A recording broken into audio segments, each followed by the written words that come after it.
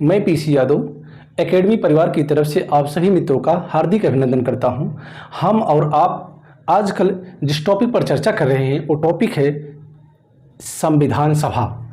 संविधान सभा से संबंधित इसके पहले हम आपके साथ एक वीडियो साझा कर चुके हैं। उस वीडियो में हमने संविधान सभा से संबंधित जितने आयाम थे, संविधान सभा में कितने मेंबर थे, संविधान सभा का चुनाव कैसे हुआ आदि कई पहलुओं पर हमने आपके साथ चर्चा की। आज संविधान सभा का दूसरा पार्ट आप लोगों के साथ साझा कर रहा हूं। इस वीडियो में आप ये समझेंगे कि संविधान सभा में समितियां बनाई गई तो कैसे बनाई गई, इसमें कुल कितने वाचन हुए, इसकी अंतिम बैठक कब हुई, कुल कितने अधिवेशन हुए आदि सभी पहलुओं पर हम आपके साथ विचार साझा करेंगे।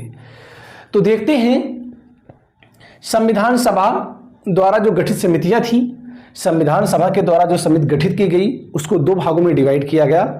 एक प्रक्रिया संबंधी समितियां थी और दूसरी विषय संबंधी समितियां थी। जो समितियां बनाई गई, जैसा कि आप व्यवहारिक अपने जीवन में देखते हैं, जब कोई कार्य बड़े पैमाने पर किया जाता है तो हम उसको कई पार्टों में डिवाइड कर लेते हैं। या आप इस प्रकार समझें कि जैसे जब कोई कार्य बड़ा किया जाता है तो हम कुछ ग्रुप निर्धारित करते हैं और उन ग्रुपों को कुछ काम आवंटित कर देते हैं। इससे कार्य बड़ी आसानी से, सुगमता से हो जाता है। तो इसी प्रकार भारतीय संविधान के निर्माण में कई प्रकार की समितियां गठित की गई और जो गठित की गई थी समितियां वो दो भाग में थी। एक प्रक्रिया संबंधी समितियां थी, दूसरा विषय संबंधी समितियां थी। जो विषय संबंधी समितियां थी ये किस प्रकार की समितियां थी? जो संविधान सभा का निर्माण किया गया, संविधान सभा के निर्माण से संबंधित जो समितियां बनाई गई वो विषय संबंधी समितियां थी। और संविधान सभा के निर्माण में जो प्रक्रिया संबंधी प्रश्न, संविधान संबंधी जो प्रक्रिया थी उसमें जो प्रक्रिया संबंधित प्रश्न उठ रहे थे, जो प्रक्रिया संबंधी प्रश्न थे, उन प्रश्नों को हल करने के लिए प्रक्रिया संबंधी समितियां बनाई गई। इसको एक बार हम पुनः आपके साथ रिवाइज कर दे रहे हैं। जो संविधान सभा का जो निर्माण किया गया, संविधान को बनाने में जिन प्रकार की समितियों का प्रयोग किया गया वो समितियां थी विषय संबंधी समितियां। और संविधान निर्माण प्रक्रिया में जो प्रश्न उठ रहे थे उन प्रश्नों को हल करने के लिए जो समितियां बनाई गई वो समितियां थी प्रक्रिया संबंधी समितियां। जैसे प्रक्रिया संबंधी समितियों में प्रक्रिया नियम अधिकार समिति, सभा समिति आदि जो समितियां थी ये प्रक्रिया संबंधी समितियां थी। वहीं जैसे मूल अधिकार समिति है, संघ संविधान समिति है, जो प्रांतीय संविधान समिति है, ये ऐसी जो समितियां थी वे विषय संबंधी समितियां थी। तो इस प्रकार आप ये समझ गए होंगे जो समितियां बनाई गई दो भागों में विभाजित की गई, एक प्रक्रिया संबंधी समितियां, दूसरी विषय संबंधी समितियां। अब उन समितियों पर हम जो नजर डालेंगे जिन समितियों से संबंधित परीक्षाओं में प्रश्न पूछे जाते हैं। परीक्षाओं में प्रश्न इस प्रकार से दिए जाते हैं कि एक तरफ समिति दे दिया जाता है, दूसरी तरफ उनके अध्यक्ष दे दिए जाते हैं, उनको ऑर्डर में मिलाने के लिए आ जाता है। जो कूट वाले प्रश्न होते हैं ये इसी प्रकार के प्रश्न होते हैं। तो इसलिए हम यहाँ पर कुछ प्रमुख समितियों के नाम और उनके अध्यक्ष कौन थे उनके बारे में आपके साथ हम विचार साझा करेंगे। जैसे जो प्रारूप समिति बनाई गई थी, इसके पहले पिछले वीडियो में मैंने प्रारूप समिति से संबंधित चर्चा की थी कि प्रारूप समिति के जो चेयरमैन थे हमारे डॉक्टर बी.आर. अम्बेडकर जी थे। Doctor B R. अम्बेडकर सहित कुल 7 सदस्य प्रारूप समिति में थे। तो डॉक्टर बी.आर. अम्बेडकर किस समिति के चेयरमैन थे? प्रारूप समिति के थे। संघ संविधान समिति पंडित जवाहरलाल नेहरू, जो संघ संविधान समिति थी वो किससे संबंधित थी? पंडित जवाहरलाल नेहरू से संबंधित थी। प्रांतीय संविधान समिति, मूल अधिकार एवं अल्पसंख्यक समिति ये सरदार वल्लभ भाई पटेल से संबंधित थी। आपको हो सकता है कि इन समितियों को याद करने में थोड़ी बहुत कठिनाई हो, लेकिन अगर आप थोड़ा टेक्निकल जो वर्ड हैं उनको आप मैच करते हुए अगर पढ़ेंगे तो आप इन समितियों के नाम और उनके अध्यक्ष के नाम जो नाम हैं आप आसानी से याद कर लेंगे। जैसे यहाँ संघ संविधान समिति है, जैसे पंडित जवाहरलाल नेहरू हमारे देश के क्या थे, प्रथम प्रधानमंत्री थे। तो जो प्रधानमंत्री होता है वो संघ सरकार का वास्तविक मुखिया होता है। संघ सरकार का वैसे मुखिया नाम मात्र का कौन होता है, राष्ट्रपति होता है, लेकिन जो वास्तविक मुखिया होता है वो कौन होता है, प्रधानमंत्री होता है। तो प्रधानमंत्री हमारे देश के कौन थे, प्रथम प्रधानमंत्री पंडित जवाहरलाल नेहरू थे। तो वे संघ संविधान समिति के क्या थे, अध्यक्ष थे। तो आप संघ से जवाहरलाल नेहरू को जब रिलेट करके पढ़ेंगे तो याद हो जाएगा। यहां देखते हैं जो प्रांतीय संविधान समिति थी, मूल अधिकार एवं अल्पसंख्यक समिति थी, ये किससे संबंधित थी, सरदार पटेल से। प्रांतीय संविधान समिति, आप ये देखें कि हमारा जब देश आज़ाद हुआ तो यहाँ कितनी रियासतें थी, बहुत सारी रियासतें थी।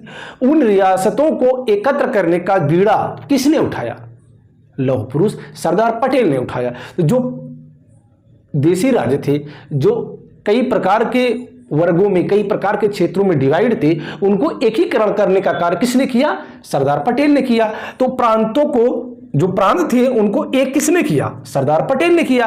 तो प्रांतीय संविधान समिति सरदार पटेल, मूल अधिकार एवं अल्पसंख्यक समिति, मूल अधिकार सरदार पटेल से संबंधित और अल्पसंख्यक। जो मूल अधिकार है, मूल अधिकार का आशय समझिए। हमारे संविधान में कुल कितने मूल अधिकार प्रदान किए गए हैं, 6। पहले कितने थे, 7। तो मूल अधिकार से संबंधित जो समिति थी, अल्पसंख्यक अधिकार से संबंधित जो समिति थी, वो सरदार पटेल से संबंधित थी। आगे और देखते हैं, जो संचालन समिति थी, राष्ट्रध्वज संबंधी तदर्थ समिति थी, देशी रियासत समझौता समिति थी, वो डॉक्टर राजेंद्र प्रसाद से संबंधित थी। अब आप यहां संचालन समिति, राष्ट्रध्वज संबंधी समिति जो थी, उससे तो हो सकता है कि आप डॉक्टर राजेंद्र प्रसाद से मिलान कर लें, लेकिन यहां समस्या एक खड़ी होगी, देशी रियासत समझौता समिति डॉक्टर राजेंद्र प्रसाद। यहां आप सोचेंगे कि देशी रियासत से समझौता किसने किया था, सरदार पटेल ने किया था, लेकिन यहां देशी रियासत से समझौता जो समिति थी, उसके चेयरमैन, जो उसके अध्यक्ष थे, वो डॉक्टर राजेंद्र प्रसाद थे। मूल अधिकार जो उप समिति थी, यहां आपने देखा कि मूल अधिकार एवं अल्पसंख्यक समिति सरदार पटेल थे, लेकिन मूल अधिकार में एक उप समिति बनाई गई थी, एक उप समिति बनाई गई थी। उस उप समिति के जो अध्यक्ष थे जेबी कृपलानी। कौन थे, जेबी कृपलानी। जेबी कृपलानी के बारे में अगर जानते हो, हमारे प्रदेश उत्तर प्रदेश की जो प्रथम महिला मुख्यमंत्री थी, वो कौन थी, श्रीमती सुचेता कृपलानी थी। कौन थी, सुचेता कृपलानी। सुचेता कृपलानी के पतिदेव जेबी कृपलानी जी थे। जेबी कृपलानी भारतीय राष्ट्रीय कांग्रेस के अध्यक्ष भी थे। अल्पसंख्यक उप समिति, यहां देखिए अल्पसंख्यक और मूल अधिकार। तो जो मूल अधिकार अल्पसंख्यक समिति सरदार पटेल और मूल अधिकार उप समिति जेबी कृपलानी, अल्पसंख्यक उप समिति एच.सी. मुखर्जी। तो जो मूल अधिकार से संबंधित और अल्पसंख्यक से संबंधित जो उप समिति थी, मूल अधिकार से संबंधित में जेबी कृपलानी और अल्पसंख्यक से संबंधित एच.सी. मुखर्जी।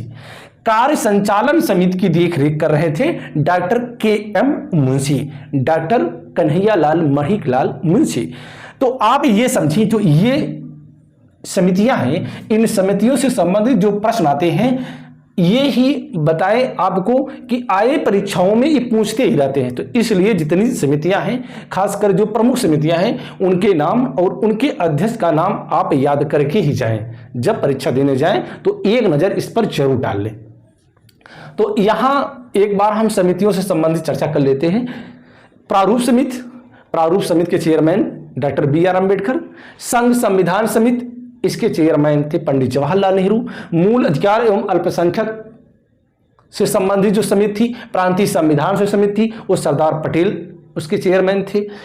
इधर संचालन समिति, राष्ट्रध्वज संबंधी तदर्थ समिति, देशी रियासत समझौता समिति के चेयरमैन डॉक्टर राजेंद्र प्रसाद और मूल अधिकार उप समिति जेबी कृपलानी, अल्पसंख्यक अधिकार उप समिति एच.सी. मुखर्जी और कार्य संचालन समिति की देखरेख कर रहे थे डॉक्टर के.एम. मुंशी।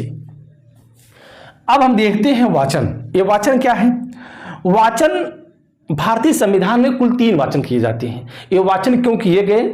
आपको पिछले वीडियो में मैंने बताया था कि जो भारतीय संविधान का ड्राफ्ट तैयार किया गया था, जो प्रारूप तैयार किया गया था, वो तैयार करने वाले कौन थे? वो तैयार करने वाले कौन थे? बी.एन. राव। बेनेगल नरसिंह राव। बीएन राव ने जो मॉडल तैयार किया, जो प्रारूप तैयार किया, उस प्रारूप को तैयार करके जो प्रारूप समिति थी डॉक्टर बी आर अम्बेडकर के नेतृत्व में उनको सौंप दिया। जब उनको सौंप दिया तो बी आर अम्बेडकर के नेतृत्व में बनी कमेटी प्रारूप समिति उस पर काफी विचार विमर्श किया और विचार विमर्श के उपरांत संविधान सभा के जो सदस्य थे उन सदस्यों को प्रतियों में वितरित कर दिए कि आप लोग इस पर विचार विमर्श करें, इस पर अपने विचार व्यक्त करें। तो जो ये विचार विमर्श की प्रक्रिया थी, यही इसी पर 3 वाचन होते हैं। ये वाचन कब कब किए जाते हैं इस पर हम नजर डालते हैं। इस वाचन से संबंधित प्रश्न आते हैं, तो इन वाचन को भी आप ध्यान से देखें। पहला वाचन किया जाता है 4 नवंबर 1948 से 9 नवंबर 1948 तक। पहला वाचन किया जाता है 4 नवंबर 1948 से 9 नवंबर 1948 तक। जो दूसरा वाचन किया जाता है 15 नवंबर 1948 से 17 अक्टूबर 1949 तक। और तीसरा वाचन और अंतिम वाचन किया जाता है 14 से 26 नवंबर 1949 तक। तो कुल कितने वाचन किए जाते हैं? 3 वाचन किए जाते हैं। तो जब ये वाचन होता है, लास्ट वाचन जब होता है 26 नवंबर 1949 को, इसी दिन संविधान सभा संविधान को एडॉप्ट करती है, स्वीकार करती है। जब स्वीकार करती है तो इस दिन 26 नवंबर 1949 को हमारा संविधान, प्यारा संविधान आंशिक रूप से लागू होता है। जो हमारे देश का संविधान है, विश्व का सबसे बड़ा संविधान है, वह 26 नवंबर 1949 को आंशिक रूप से लागू होता है। आंशिक रूप से कहने का तात्पर्य यह है, पूर्ण रूप से कब लागू होता है? 26 जनवरी 1950 को लागू होता है। तो इसलिए यहां 26 नवंबर 1949 को आंशिक रूप से लागू होता है। आंशिक रूप से जब लागू होता है तो यहां कुल 16 अनुच्छेद लागू होते हैं। यहां प्रश्न बड़े ही गंभीर आते हैं। प्रश्न ये आते हैं कि 26 नवंबर 1949 को कुल कितने अनुच्छेदों को लागू किया गया। तो वहां बच्चे कंफ्यूजन का शिकार होते हैं 15 और 16 में। तो यहां मैं बता दूं, कुल अनुच्छेद लागू होते हैं 16। और 16 कौन कौन से लागू होते हैं? उस दिन लागू होते हैं अनुच्छेद 5, 6, 7, 8, 9। ये नागरिकता से संबंधित है। 60, 324, 366, 367, 379, 380, 388, 391, 392, 393। अब देखिए अनुच्छेदों की गणना करें तो 1, 2, 3, 4, 5, 6, 7, 8, 9, 10, 11, 12, 13, 14, 15। यहां 15 अनुच्छेद हैं। तो आपके दिमाग में आएगा, है तो 15 अनुच्छेद, फिर 16 अनुच्छेद कैसे होते हैं? 16 अनुच्छेद इसलिए होते हैं क्योंकि इन अनुच्छेदों का जो विवरण दिया गया है अनुच्छेद 394 में दिया गया है। कहां दिया गया है? 394 में। 394 में बताया गया है कि इस दिन यानी 26 नवंबर 1949 को ए अनुच्छेद लागू होंगे। तो जब ए अनुच्छेद लागू होंगे, बताया गया है अनुच्छेद 394 में, तो अनुच्छेद 394 तो उसी दिन लागू होगा। तो इस प्रकार 26 नवंबर 1949 को कुल कितने अनुच्छेद लागू होते हैं? 16। और इन अनुच्छेदों का विवरण कहां दिया गया है? अनुच्छेद 394 में। आगे देखें, 26 नवंबर को जिस दिन हमारा संविधान आंशिक रूप से लागू होता है, उस दिन को विधि दिवस के रूप में मनाया जाता है। 26 नवंबर को प्रत्येक वर्ष किस दिवस के रूप में मनाया जाता है? विधि दिवस के रूप में मनाया जाता है। लेकिन यहां एक बात और जान लें कि 2016 में जब हमारा देश डॉक्टर बी आर अम्बेडकर की 125वीं जयंती मना रहा था, डॉक्टर बी आर अम्बेडकर की 125वीं जयंती मना रहा था, उस वर्ष भारतीय संसद ने ये घोषणा की, भारतीय संसद ने प्रस्ताव पारित किया कि जो 26 नवंबर है अब प्रत्येक वर्ष संविधान दिवस के रूप में मनाया जाएगा। तो संविधान दिवस के रूप में 26 नवंबर मनाया जाता है। किसके लिए? क्योंकि ये भारतीय संविधान के निर्माण में महत्वपूर्ण भूमिका निभाने वाले डॉक्टर बी आर अम्बेडकर की याद में, डॉक्टर बी आर अम्बेडकर की याद में। डॉक्टर भीमराव अम्बेडकर इतने महत्वपूर्ण व्यक्ति थे, इतने बड़े विद्वान व्यक्ति थे। आप अगर उनकी परिस्थितियों का आकलन करेंगे तो आप यकीनन इस बात को स्वीकार करेंगे कि उनके अंदर जो प्रतिभा कूट कूट के भरी थी, वो ऐसी विलक्षण प्रतिभा के पुरुष, महापुरुष बार बार जन्म नहीं लेते। जब 125वीं जयंती भारत मना रहा था, उसी वर्ष संयुक्त राष्ट्र संघ ने उनका जन्म दिवस मनाया। संयुक्त राष्ट्र ने डॉक्टर B.R. अम्बेडकर का जन्म दिवस मनाया। आप ये समझिए, संयुक्त राष्ट्र अपने जीवन में जब से इसका निर्माण हुआ है, केवल 3 लोगों का जन्म दिवस मनाया। एक थे मार्टिन लूथर किंग, दूसरे थे नेल्सन मंडेला और तीसरे थे डॉक्टर B.R. अम्बेडकर। तो आप समझ सकते हैं डॉक्टर B.R. अम्बेडकर की उपयोगिता कितनी महत्वपूर्ण है।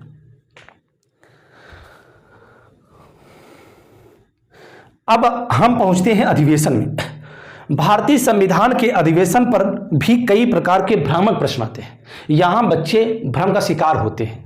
कहीं कहीं 11, कहीं कहीं 12 अधिवेशन से संबंधित जो प्रश्न हैं 11 और 12 में हम झूलते रहते हैं। अब बता दें, यहां भारतीय संविधान के कुल 12 अधिवेशन हुए। 12 अधिवेशन क्यों हुए उसको समझे। वैसे देखा जाए तो भारतीय संविधान के कुल 11 अधिवेशन होते हैं, लेकिन जब 24 जनवरी 1950 को अंतिम बैठक होती है, उस बैठक में जब हस्ताक्षर किया जाता है सदस्यों के द्वारा, उस बैठक को भी अधिवेशन की संख्या में काउंट किया जाता है, अधिवेशन की संख्या में जोड़ा जाता है। तो इसलिए 11 + 1 = 12। तो इस प्रकार अधिवेशन कुल कितने हुए? 12। इससे संबंधित प्रश्न ये आता है कि भारतीय संविधान में कुल कितने अधिवेशन हुए। वहां 11 भी रहेगा, 12 भी रहेगा। तो आप 12 को ही विकल्प लॉक करिएगा, 11 को नहीं। अगर वहां 11 दिया है, 12 नहीं दिया है, तब आप 11 देखेंगे। अगर 12 दिया है, 11 नहीं दिया है, तब पर भी 12 देखेंगे। यानी 11-12 के कंडीशन में भी आप 12 ही लॉक करेंगे। 24 जनवरी 1950 को जब अंतिम बैठक होती है, तो इस बैठक में कुल कितने सदस्यों ने हस्ताक्षर किया। प्रश्न ये आता है कि 24 जनवरी 1950 अर्थात संविधान सभा की अंतिम बैठक में कुल कितने सदस्यों ने हस्ताक्षर किया। तो उस दिन कुल 284 सदस्यों ने हस्ताक्षर किया। यहां प्रश्न ये आता है कि जब इतने सदस्य थे इसमें, तो 284 सदस्य ही हस्ताक्षर क्यों किए। इसके पीछे कारण ये था, जब संविधान निर्माण चल रहा था, उस समय निर्माण प्रक्रिया के दौरान भी कुछ सदस्य मृत्यु को प्राप्त हो गए, यानी वो इस धारा को छोड़कर चले गए। तो उनकी संख्या ऐसे कम हो गई। और कुछ सदस्य ऐसे भी थे जिन्होंने हस्ताक्षर करने से ही इनकार कर दिया, वे हस्ताक्षर ही नहीं किए। तो इस प्रकार संविधान सभा की जब अंतिम बैठक होती है, उस बैठक में कुल 284 सदस्यों ने हस्ताक्षर किया। तो इस प्रश्न को आप मिस मत करिएगा कि संविधान सभा की अंतिम बैठक में कुल कितने सदस्यों ने हस्ताक्षर किया। 284 सदस्यों ने हस्ताक्षर किया। 284 सदस्यों ने जब हस्ताक्षर किया, यहां अतिरिक्त तथ्य ये जान लें कि संविधान सभा पर, संविधान की जो पुस्तक थी उस पर हस्ताक्षर करने वाले प्रथम और अंतिम व्यक्ति को भी जान लें।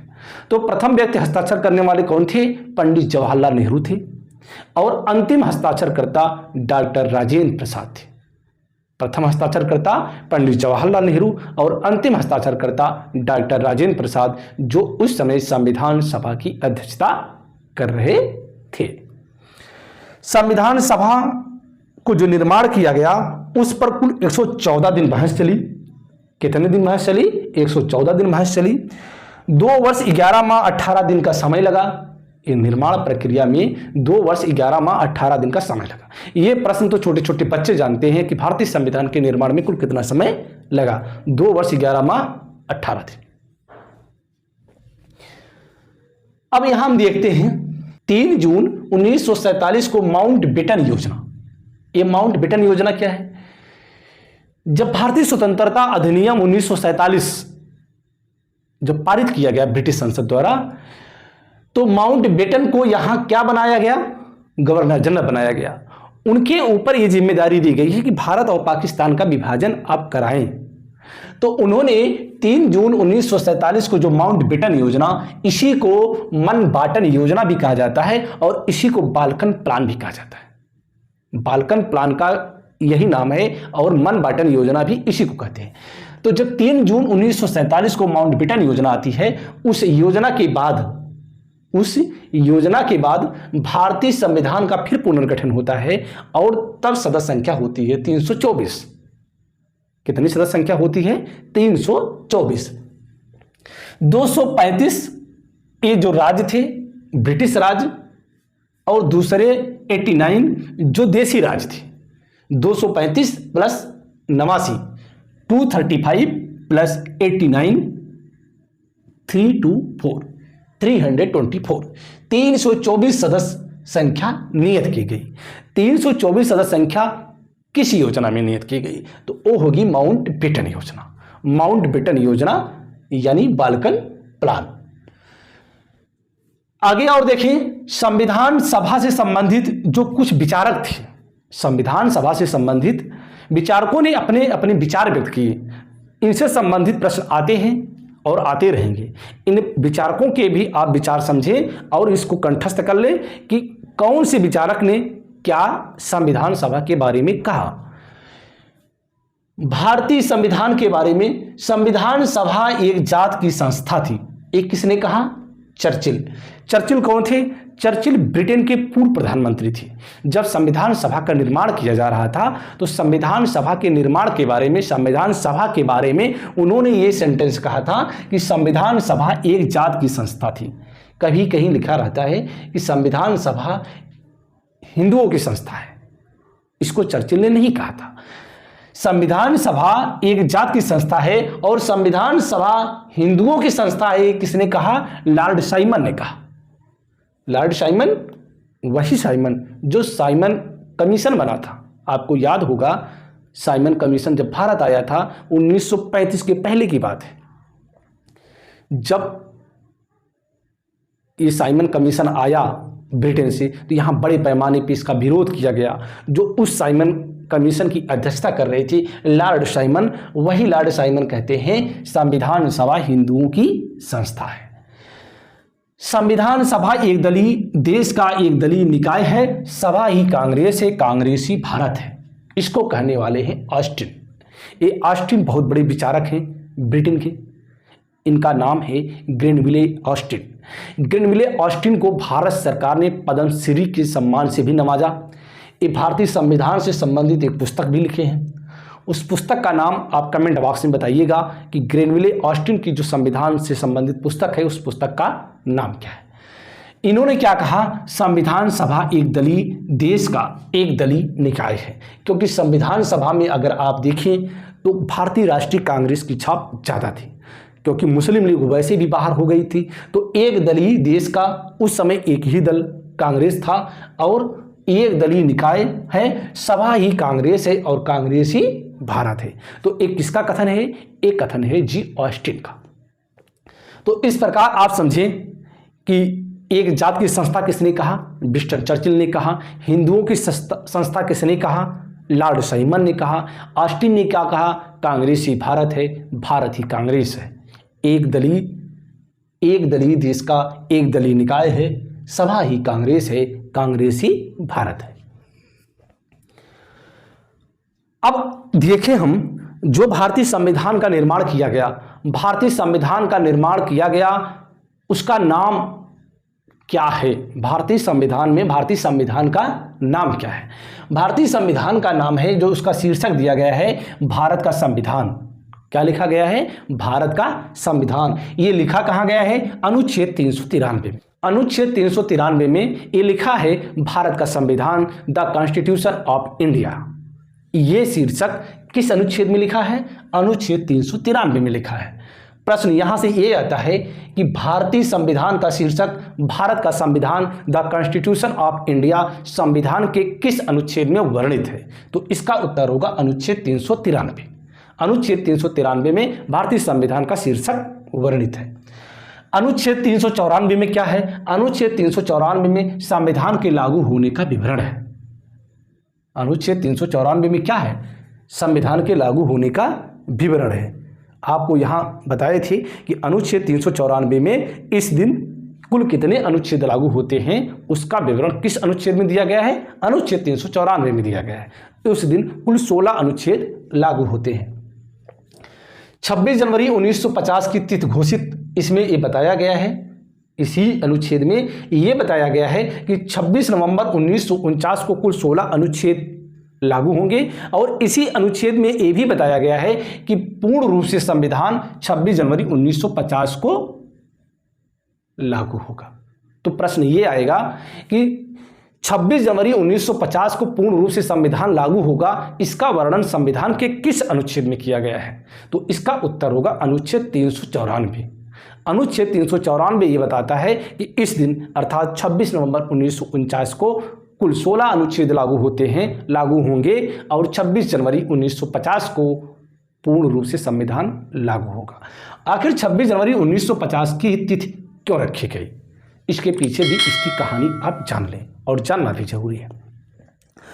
आपको यह मालूम है कि भारतीय राष्ट्रीय कांग्रेस का जो लाहौर अधिवेशन हुआ था, लाहौर अधिवेशन जो हुआ था 1929 में, उस अधिवेशन में पंडित जवाहरलाल नेहरू ने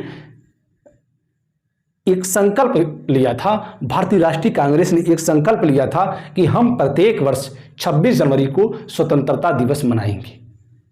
किस तारीख को? प्रत्येक वर्ष 26 जनवरी को स्वतंत्रता दिवस मनाएंगे। तो हम 26 जनवरी 1930 से प्रत्येक वर्ष स्वतंत्रता दिवस मनाते चले आ रहे थे।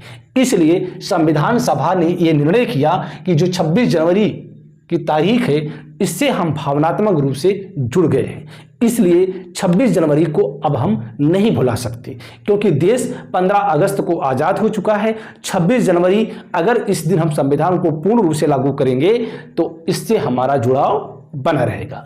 तो 26 जनवरी 1950 को भारतीय संविधान पूर्ण रूप से लागू हो गया। अनुच्छेद 395, भारतीय संविधान में कुल कितने अनुच्छेद हैं? 395। 395 अनुच्छेद में क्या वर्णित किया गया है?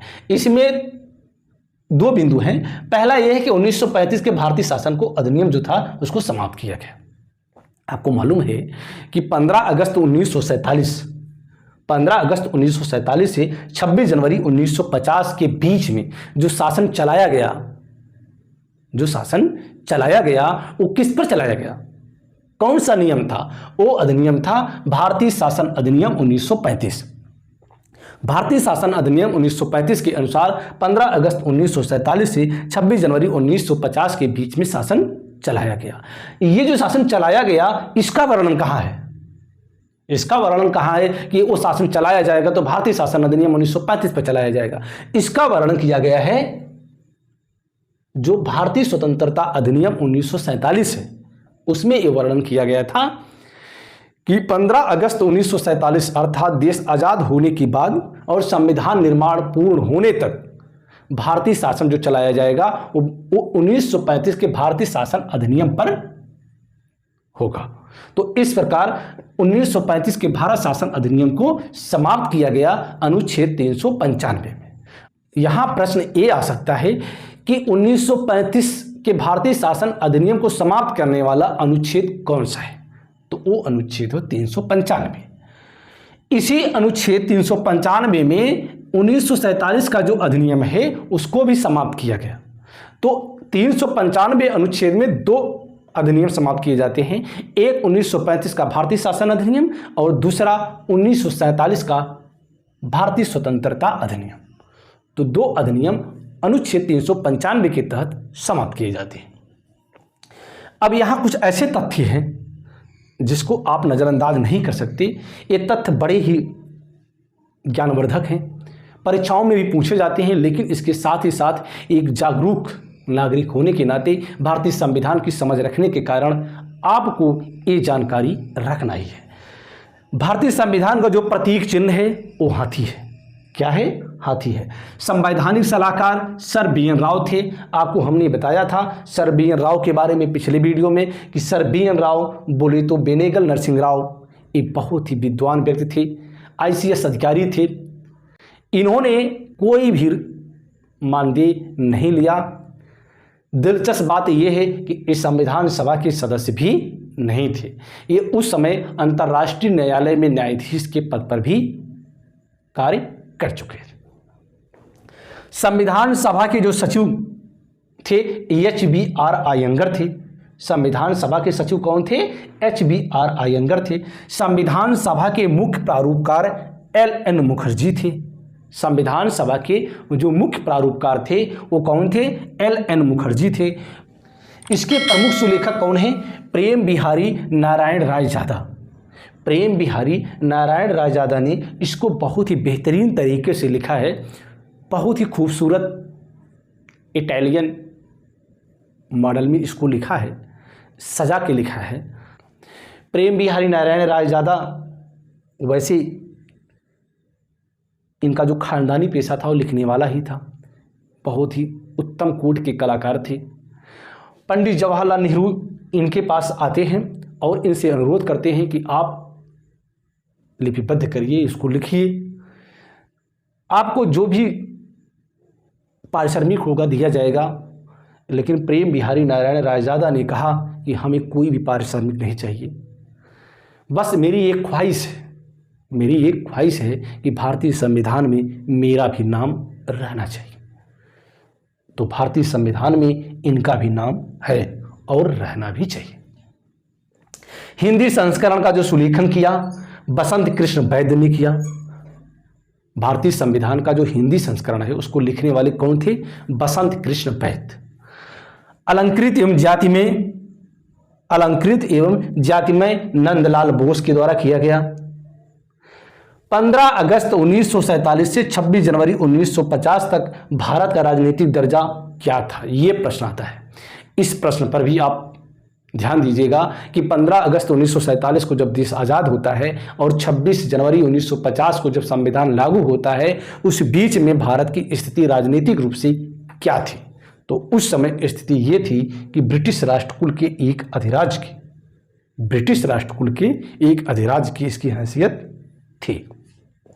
तो इस प्रकार अगर हम रिवीजन करें बड़ी तेजी के साथ, 5 मिनट हम और आपका लेते हैं, तो देखते हैं कि संविधान सभा में जो समितियां बनाई गई वो 2 प्रकार की समितियां थी। एक प्रक्रिया संबंधी समितियां, दूसरी विषय संबंधी समितियां। जो भारतीय संविधान के निर्माण को करने वाली समितियां थी वो विषय संबंधी समितियां थी। जो संविधान सभा के निर्माण से प्रश्न उठ रहे थे उन प्रश्नों को हल करने के लिए जो समितियां बनाई गई वो प्रक्रिया संबंधी समितियां थी। वो कुछ समितियों के नाम प्रमुख रूप से मैंने यहाँ दे दिया है, जिसमें प्रारूप समिति के चेयरमैन डॉक्टर BR अम्बेडकर, संघ संविधान समिति के चेयरमैन पंडित जवाहरलाल नेहरू, प्रांतीय संविधान समिति के चेयरमैन सरदार वल्लभ भाई पटेल होते हैं। मूल अधिकार से संबंधित जो समिति थी उसके अध्यक्ष सरदार वल्लभ भाई पटेल हैं।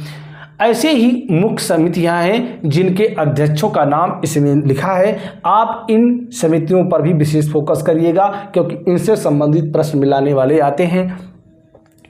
जो BN राव जी ने ड्राफ्ट तैयार किया था, ड्राफ्ट को जब डॉक्टर BR अम्बेडकर के नेतृत्व वाली प्रारूप समिति को सौंपा गया तो प्रारूप समिति ने भी उस पर विचार विमर्श किया और उस विचार विमर्श के उपरांत भारतीय संविधान सभा के सदस्यों को भी प्रतियों में वितरित किया गया और उस पर 3 वाचन किए गए। वो 3 वाचनों पर भी आप विशेष नज़र रखिएगा। वो 3 वाचन होते हैं 4 नवंबर 1948 से 9 नवंबर 1948 तक।